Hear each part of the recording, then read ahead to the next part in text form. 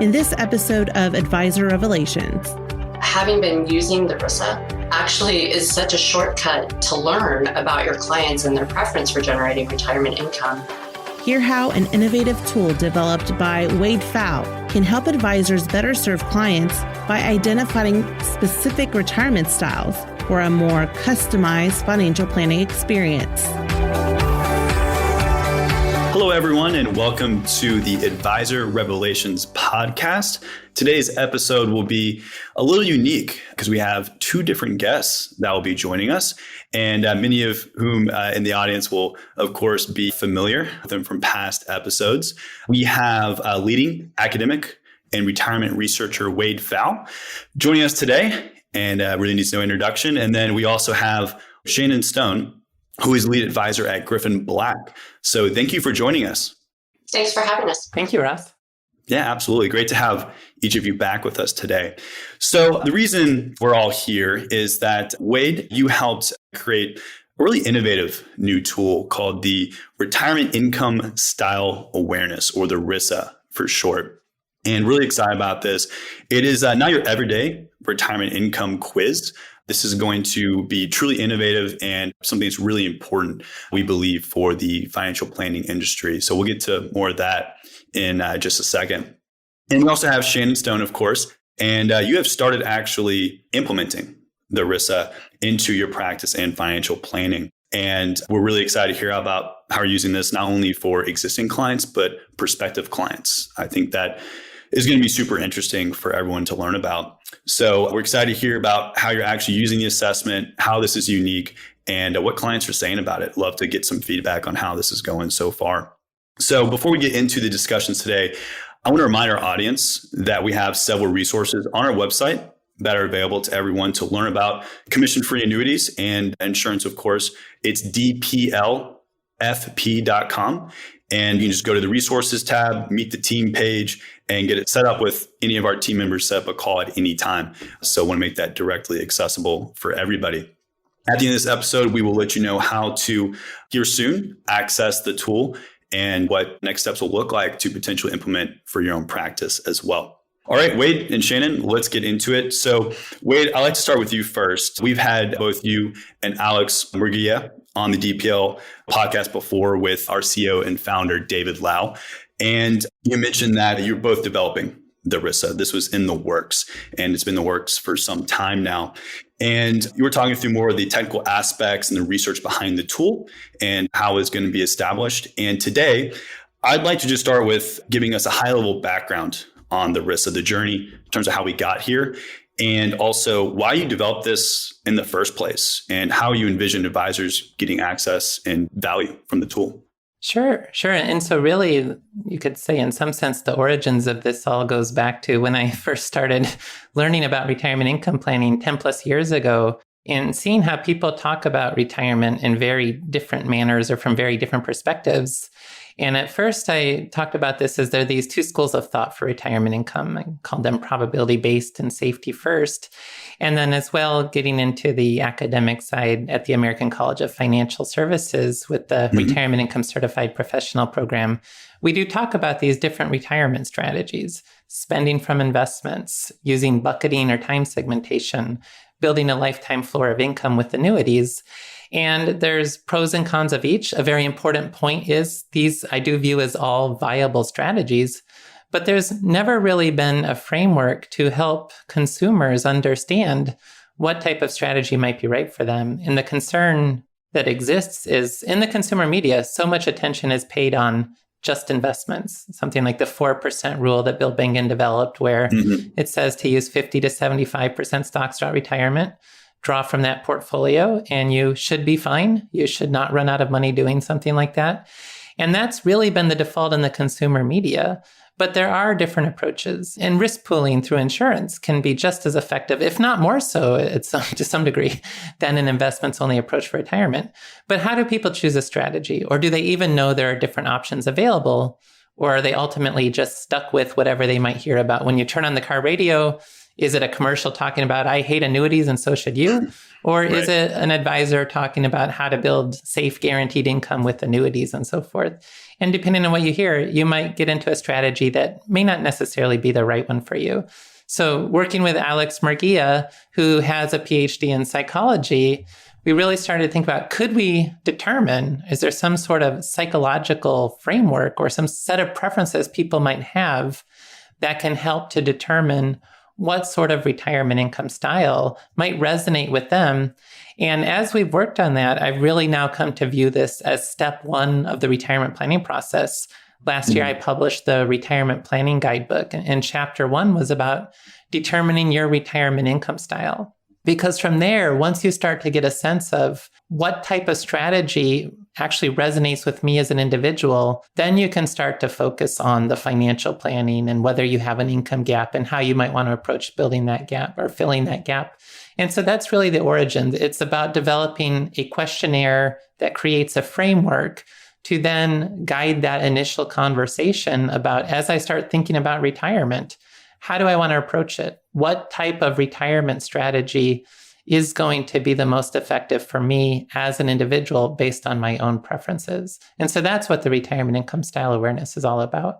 Yeah, that's fantastic. So it sounds like maybe historically you're envisioning that there's a bit of a disconnect, right, between how advisors think they should be approaching retirement income and maybe how clients might want to, in fact, approach retirement income. Do you have any idea maybe historically how much advisors have been going with one strategy over the other? And I think it'd be really helpful for our audience to know.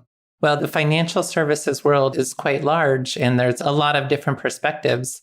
For years now, I have been saying that the financial advisors who are able to integrate and draw from different tools are best positioned to serve their clients and in the long term to win over getting new prospects, referrals, and everything else, because they'll be able to best satisfy their clients.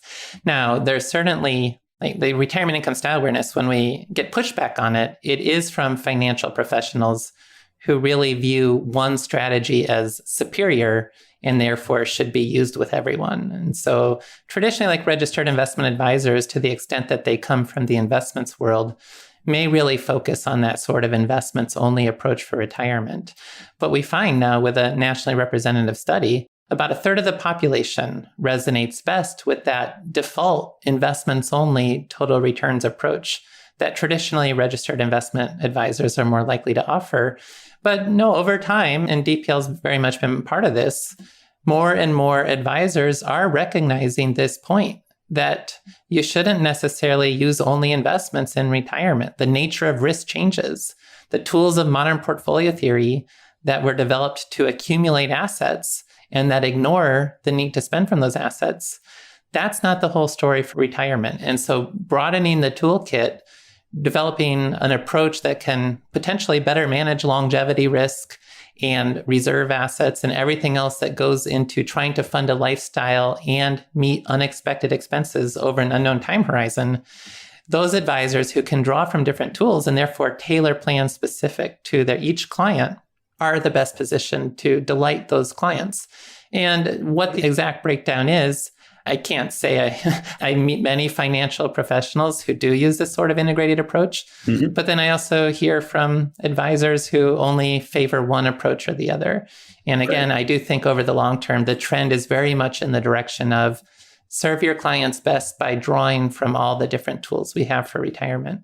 That's great. And then you, of course, mentioned that DPL had the opportunity and the privilege to also be able to help identify which solutions might fit into certain categories. It's all great to have the concepts, but ultimately, when there is maybe need for a strategy or solutions, we have to have solutions that are available and implemented so that they can ultimately be recommended. So I had the pleasure of also participating in this, but tell us a little bit why you thought DPL would be a good partner to help really create this tool and ultimately, help drive some of the recommendations that could be, really served up for certain clients and certain risk styles. Mm-hmm. Yeah, so DPL is at the forefront of bringing insurance into a traditionally investments-only world. And so is very much part of that conversation. And the really fascinating part of this for me, and this is work we did together, Ross, in terms of how can we map financial products to different retirement income styles and strategies. And so the RISA, it's really about, am I comfortable relying on the stock market, or do I want contractual protection supporting my core spending? Do I want to keep as much optionality as possible, or am I comfortable committing to a strategy?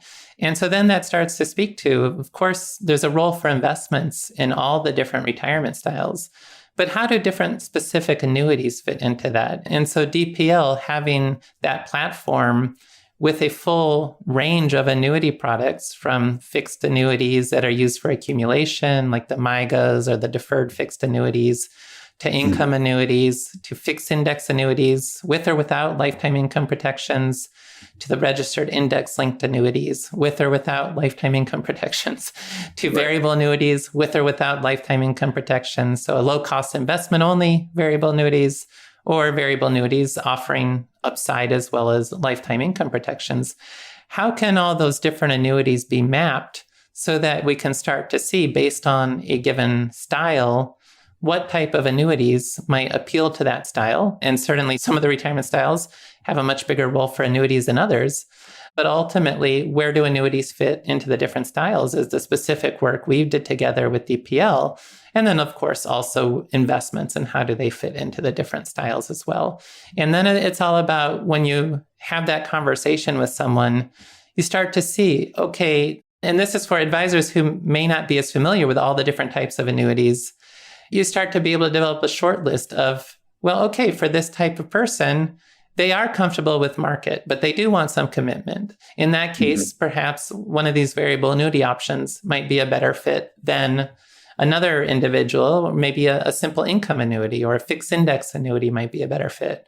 Or this other individual ultimately may not be all that interested in an annuity. So there may be less role, but perhaps if they have existing annuities, transferring those into an investment-only variable annuity, or just using investment-only variable annuity for tax deferral might play a role in that financial plan.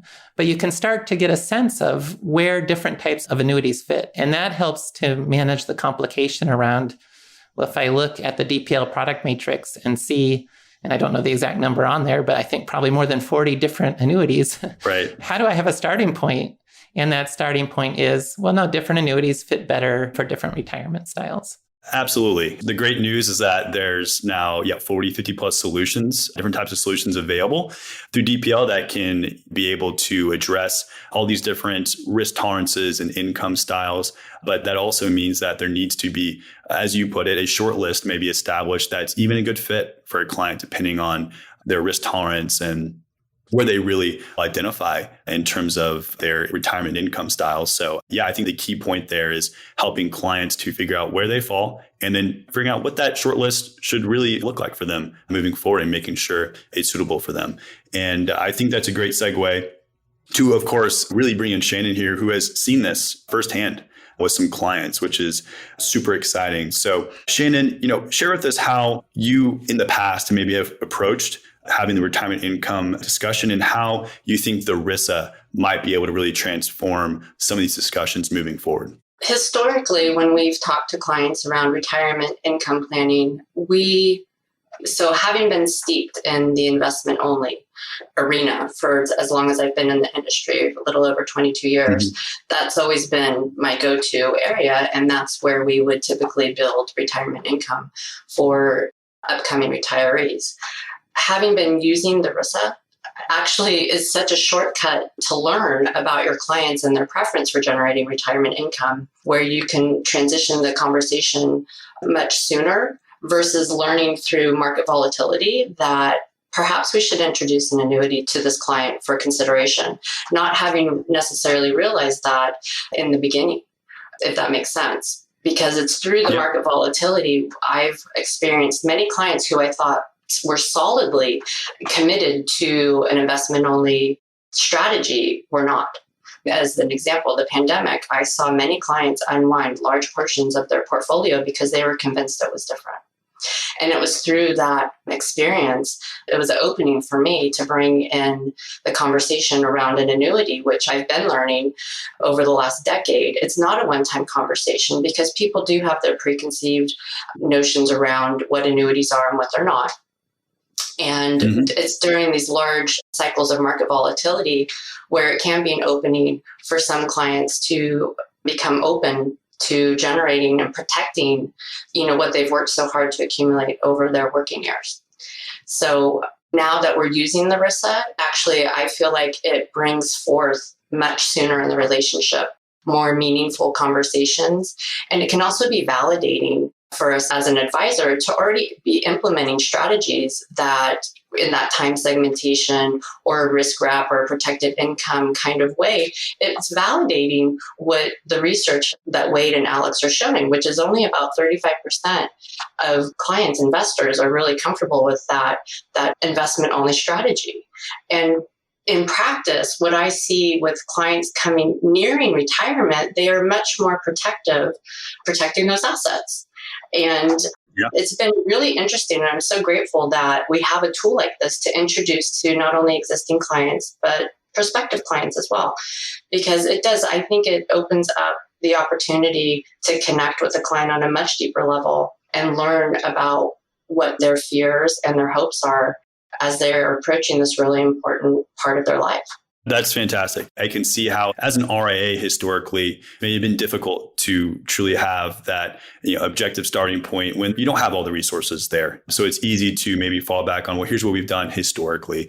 And it's difficult to also start with the conversation of, well, we should approach it one way or the other, instead of maybe having the client just tell you, here's where we fall, here's what we're thinking. And you, of course, probably see that clients have a lot of different experiences when they come into, especially a prospect who's already worked with 2 or 3 advisors. So how do you see this especially playing a role with maybe new prospective clients that walk in the door? Well, first, I want to address your objective comment. I wasn't objective in the beginning. I was very much an annuity hater. I would have clients come in with annuities who didn't know what to do with them. And I wasn't exactly sure myself what to do with them, except for underneath all of that, usually a client purchases the annuity because they like the idea of guaranteed income for life. But it was a process to learn through that. So your question, Russ, was how do I use that with prospective clients? Yeah. How do you especially see this with prospective clients playing out? Because I'm sure they've worked with a lot of different types of advisors, maybe someone that put everyone into an annuity, maybe it's the other end of the spectrum, everyone gets an annuity. How do you see this maybe especially helping you differentiate with prospects and also have maybe a game plan coming out with onboarding a client? So it's been fun to use the RISA with prospective clients. When we receive, a notification from someone who's interested in learning more about Griffin Black, I'll look at their age. And if they're in that retirement red zone, potentially, I will send them and encourage them to take this retirement income style assessment. And then I use that as our meeting focus to go over the results with them. And then it springboards into a little bit more about Griffin Black and how we use the information into our financial plans.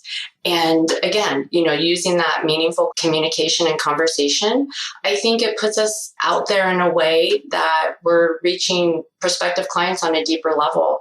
And they seem appreciative of the extra steps that we're taking to understand them from not just a portfolio standpoint. I was just on the phone with a prospective client yesterday who's really torn around which direction to go into. He's down to our firm and another firm. And even though he landed in the total return approach, interestingly enough, he's also sitting on $1.2 million in cash. So I would challenge that he's not really total return approach and that there's some combination. And yet he shared with me yesterday that he's absolutely terrified about not being in the market, but he's also terrified around outliving his assets.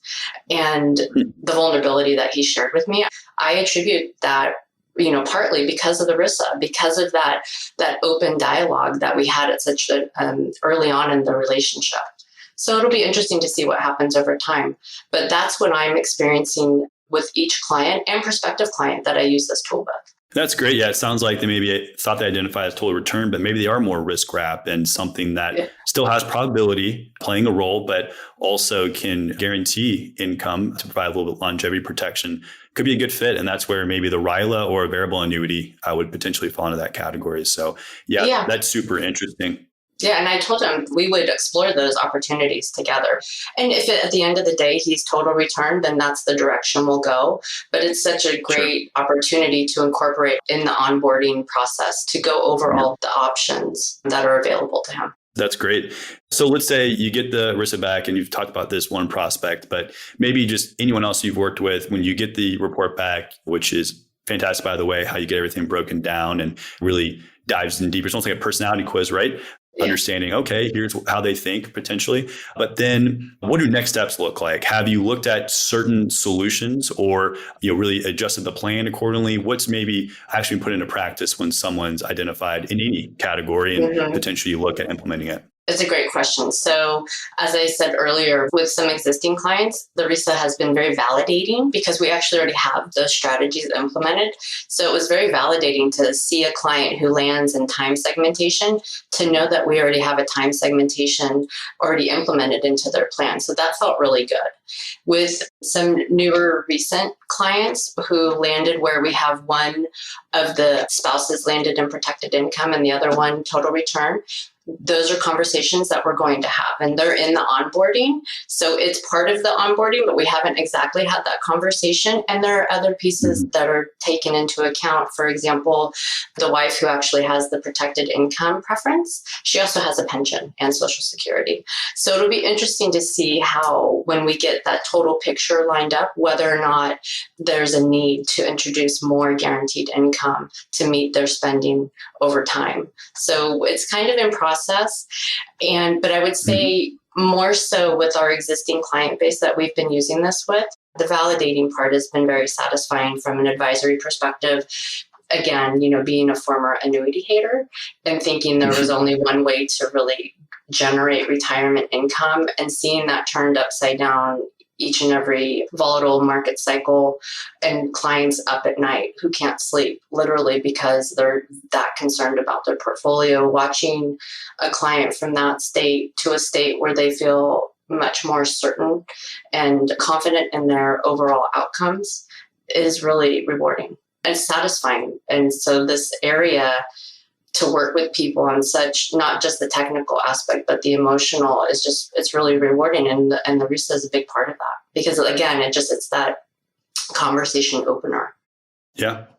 No, that's great. Yeah. You'll have the validation that they're in the right spot. Maybe they already have a solution that establishes guaranteed income that, is an FIA, maybe with income that's in that, retirement, that secure income bucket there. And it's like, oh, that's great. We've already put together a lot of the work to make sure you have the right type of retirement, or maybe they're in that time segmentation and then they have solutions that address that and they're not quite as, risk averse as some others. So that's great. Wade, I'd love to get your feedback on your reaction to how Shannon's used it so far. Is that what you envisioned? How else do you see maybe other advisors doing things either similarly or differently moving forward?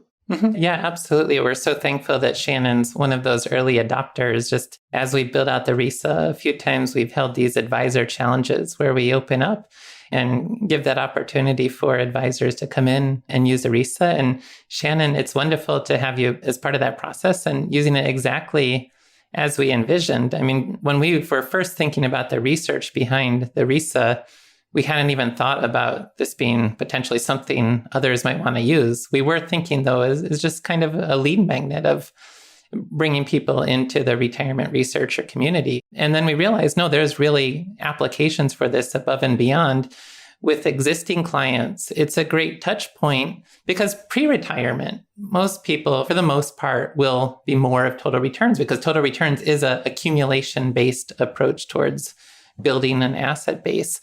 But as they get to that transition period towards retirement, it's this opportunity to step in and say, okay, the best practices are, there are multiple ways to build a retirement strategy. Let's just do a check-in and see whether we maintain total returns in that transition to retirement or whether there may be another option to look at and to start facilitating implementing tools to transition into a different process, whether that's bond ladders for retirement income, whether that's an annuity.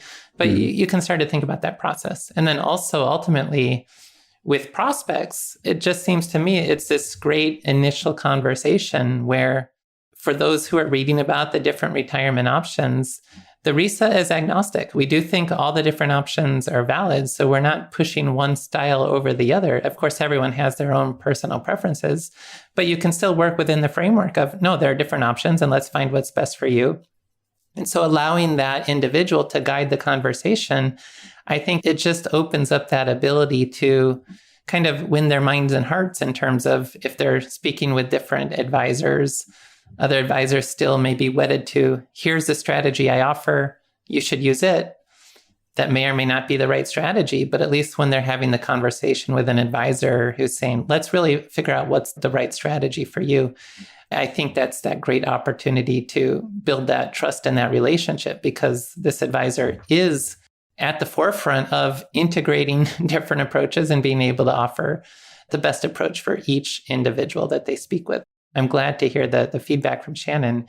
And it's exactly how I envisioned the RISA being used now that we realize there are these broader applications for it. If I can just add on to that, when I sat in on the advisor challenge, I was thinking automatically, this would be great for prospects. It's such a great tool to introduce, and I think such a great conversation opener.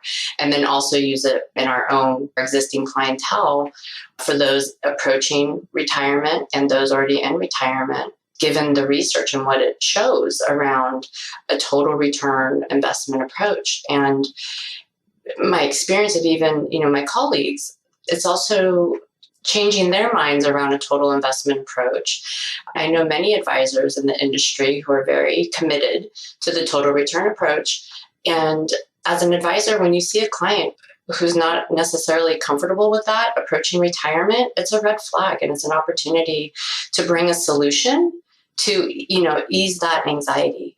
And unfortunately, when it's, during these extreme market volatility times in the market, when those clients start to become more vocal, I think that's an opportunity to also use the RISA to, have that conversation and create another meaningful touch point to, as a check-in, to really see if their current strategy is what's really working for them. So I think it's great on so many levels, and being open to other strategies and other ways to generate retirement income, I think, is what we're here. We're here to serve our clients, and there is more than one approach. And I think the RISA is a great tool to implement to show other possible ways. And Shannon, you mentioned something too that I think is important and worth emphasizing. You talked about working with a couple where one spouse is total returns, the other is income protection. And certainly we hear anecdotally a lot of times one spouse really dominates the conversations, or the financial advisor may really only be communicating with one spouse. When both spouses take the RISA, and they should take it separate so that they can truly have each of their preferences reflected. Also, on the retirement researcher side, with where we originally were working with a lot of do-it-yourself type consumers as well, we got a lot of feedback around, well, I've been running the family finances and I'm total returns, but I realize my spouse is actually income protection. And this is really making me think differently about the matter. And I think there's a parallel with financial advisors now being able to communicate better with both spouses, because now both of them had their preferences revealed. Now we can make sure we find the balance or the approach that can satisfy both. And then it's not just that one spouse that's potentially dominating the conversations about how to construct that strategy. So I hope that's another way to further help couples get their preferences aligned. And you can find compromises, but the point is to be able to know that there's a need for those compromises. And it's a great way to bring in that other spouse, because it's important. I hear often in couple relationships where one of the spouses may not necessarily feel heard in the meeting, in the investment process. And this is another way to include them, because it is a joint effort, especially when they land in different quadrants, to talk about their preferences, and as a way to kind of tweeze out what's important to that other spouse who maybe isn't the more participant, more vocal partner in the relationship when it comes to meeting with a financial advisor. I'm sure we've all experienced it. Typically, it usually is the female, but sometimes it's not. And it's a great way for both partners to feel heard and understood. I think that's great. Understanding that you might have spouses that view things differently, and trying to find a plan that fits both of their objectives. I'm sure it's a challenge, but hopefully this tool can help them do some self-reflection. And I think it's interesting what you said, Wade, make sure they're doing it on their own and there's no bias there on either side so that they answer things a little differently. So that's great. And then the volatility, I think it's a great point in time because of the volatility. We had a long bull market. It's easier to be total return when things are going really well, right? Year to date, it's a little bit different stories. So Wade, are there certain touch points you should have with the RISA based on client age or where they are in their life cycle? Or maybe if there is a recession or bear market, is that a point in time where you should always go back and do the RISA for clients that maybe already taken it before? I think it'd be helpful for the audience to know how often should someone really go through this process? Mm-hmm. So we think it's most relevant. People need to really be thinking about retirement as something that's on their minds for the RISA to be relevant. So it's not something you necessarily give to a young client in their 20s or 30s. But once people are starting to think about retirement, that's the right time. And now this idea of should you give it multiple times, that's something we can't truly know 100% until we're able to follow given individuals over their 30-year retirements. But we have collected a number of different data points on this that point towards the idea that retirement styles are relatively stable. If someone took the RISA in 2021, it's not necessary to take it again now that the markets are down 20%. And we actually, there's nothing positive about the pandemic, but we got what economists call a natural experiment, where just by random chance, when we were doing our initial study with the retirement researcher community, we offered the RISA in March 2020. And that's probably one of the most stressful times in history to have been an investor. And those same individuals, we had them retake the RISA in September 2020, when the markets may not have fully recovered, but definitely the market environment was much more positive 6 months later. And we found that the answers people gave were the same, like in a statistical basis. There wasn't a difference in that 6-month period for the same individuals. And we have other data points along those lines as well about when you look at different age groups, the breakdown of RISAs is not different. So like with risk tolerance questionnaires, you might think people become more risk averse as they age. We don't see any sort of phenomenon like that with the RISA where maybe people who are 70 to 80 years old start tilting more towards income protection. We don't see anything like that. We do think that this is an underlying psychological preference that is stable and that doesn't change over time. And therefore, in that regard, you only need to take the RISA once. It's not necessary to check in and redo it every 6 months or anything like that. Yeah, no, that's super helpful and makes total sense that traditionally someone's going to have the same opinion as they're approaching retirement from that point forward. They should have the same opinion, but it may not be a bad idea for certain clients to revisit it, at certain times, given what you just discussed there. So that all makes perfect sense. I think we could go on for hours about this because it's such an interesting topic. It's really innovative, and I think it's really going to be transformative for how advisors do approach retirement income. But before we wrap up the podcast today, when will the RISA be available? What are next steps that we should expect for advisors that might have interest, want to learn more, and may even want to participate within the next few months? Mm-hmm. Yeah, we're very excited to now be working with DPL that we're going to roll out. The RISA will be available to DPL members as part of the DPL platform. We don't have the exact date for when that will happen, but it's coming soon in terms of definitely in the fall of 2022. So there is a link in the show notes if you'd like to sign up for that list so that you can be notified when DPL has the RISA available. And for listeners right now, that's probably the best approach. Shannon came in through one of these advisor challenges that we do tend to host on occasion, but we don't have anything scheduled right now, as we are starting to build out these institutional partnerships to release the RISA on a broader scale. And DPL is part of that process. So we are very excited that DPL members in the near-term future will have the RISA available to them. And so I would encourage anyone interested to sign up through that link in the show notes.